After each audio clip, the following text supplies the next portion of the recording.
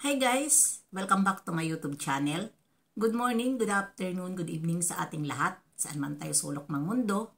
Sana ay nasa mabuti tayong kalagayan at ligtas sa anuman masamang kapahamakan. At bago ang lahat, shoutout muna tayo sa founder ng Kalingap, Kuya Val Santos Matubang at Edna Vlogs, Kalingap Rob, syempre kay Jack Matubang, at sa lahat ng mga sponsor na walang sawa tumulong sa mga nangangailangan, more blessing to come. At syempre, shout out sa aming Kalingap Strikers, nandyan si Ermagalo Mix Vlog, Pexelixi, Madam Maria Ligaspi Vlog, Hayat Mix Vlog, Cel TV PX, at syempre si Selena Warbosa, at syempre si Banat Bagsik. At ayun na yan, shoutout dyan kay Atod ang Teta Lydia, si Melba Born, mega love shoutout sa inyong lahat. At syempre, ang aking go-headed once a year na friend, mega love shoutout sa iyo. At ano ngayon ang ating thumbnail ngayon? At ayan na naman, mayroon na naman isang basher. At alam nyo naman na ako talaga ay pumapatol ako sa basher. 'Di ba? Hindi ako agree dyan na sasabihin nyo, hindi patulan ang basher. Excuse me kayo. Masahol pa kayo sa reactor. Ha? Magsalita. Kaya kung may time, i-content din kayo. 'Di ba? Ito ay isang paninira mo dito kay Bibi Beyonce. Babasahin ko muna para sabihin nyo naman na ako dito ang mali. Walang iba kundi si Amari Gallego ata ito. Turuan nyo muna magsalita yung Beyonce nyo bago nyo isabak sa mga modeling. Ganda lang mayroon siya pero wala siya utak. Huwag kayo assuming. Siyempre ang kukunin yan ng ELM ay yung matalino. Ang Beyonce nyo parang pipi, puro lang siya smile. Paramihin nyo din ang million views nyo kasi napansin ko para mababa ang views dati idsi ako, pero ngayon nakakasawa na yung pag kinakausap siya puro lang siya nga parang may saltik. Ayan, ito lang ang masasabi ko sa'yo. Wala kang pakialam kung wala siyang utak. Yan ang sa tingin mo na wala siyang utak dahil kalaban mo siya. Kung matanda ka na, magpahinga ka na. Huwag kang makipag-away sa bata. Huwag kang makipag-away sa bata. At ikaw pa ang marunong. Ikaw pa ang marunong. ELM yung matalino ni ELM. Wala pa po desisyon. Pipilian pa po sila. Huwag kang manguna at huwag kang atat kung mapili si Bibi Beyonce. Huwag kang atat. Million views. Teka nga, sino ba sa kanila ang mayroon million views? Sige nga, sino sa kanila ang mayroon million views na mga angel? Si Kalingap ba every time nag-a-upload, one day, million agad, nakatulad ba noon kay Reyna? Sa pag-viral? Dila pareho lang sila.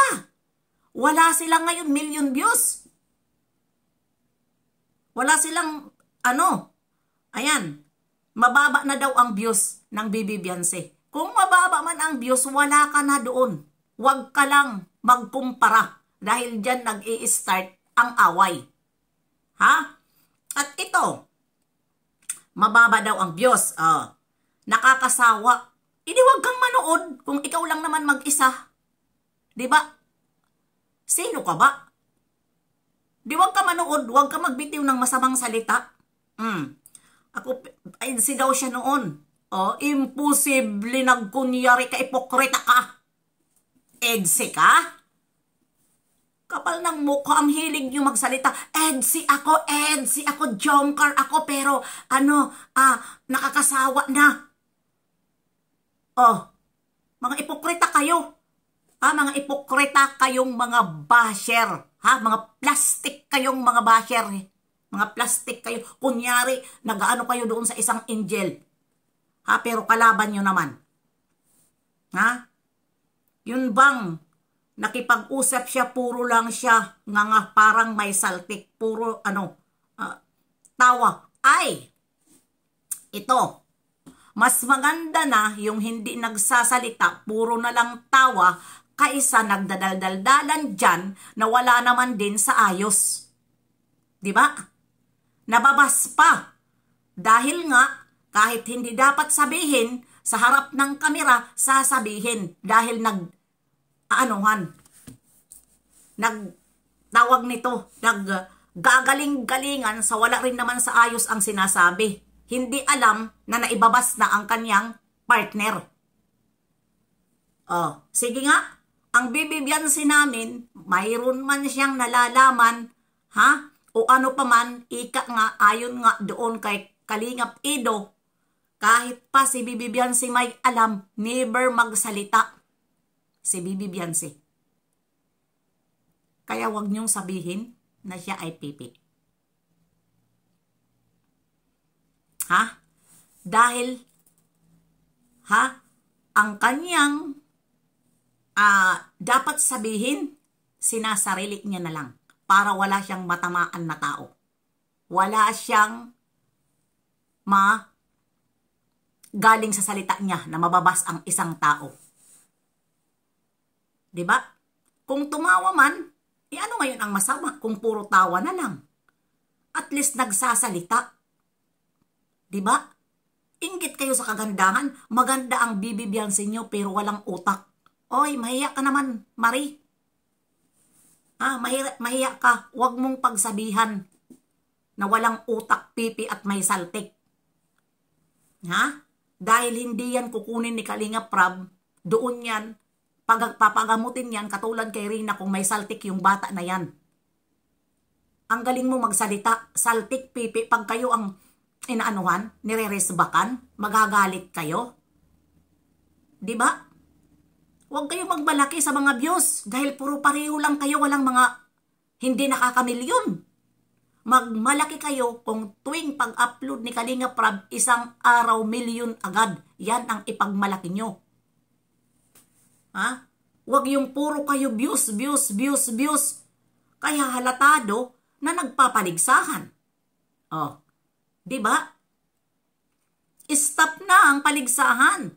At huwag magbitiw ng masakit na salita. Dahil pag kayo ang nabalikan, nagngangawa kayo kung ano-ano ang ginangawa nyo. May reactor na may reactor. Ay, natural!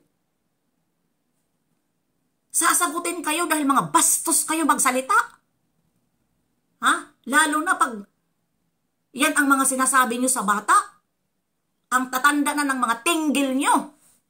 Kalaban pa rin nyo ang mga angel. Huwag kayong ganun. Mabuti sana kung kasing edad kayo nila at tumingin na lang kayo sa mga ni Kalingap Prab. Pati si Kalingap Prab, bubulihin nyo.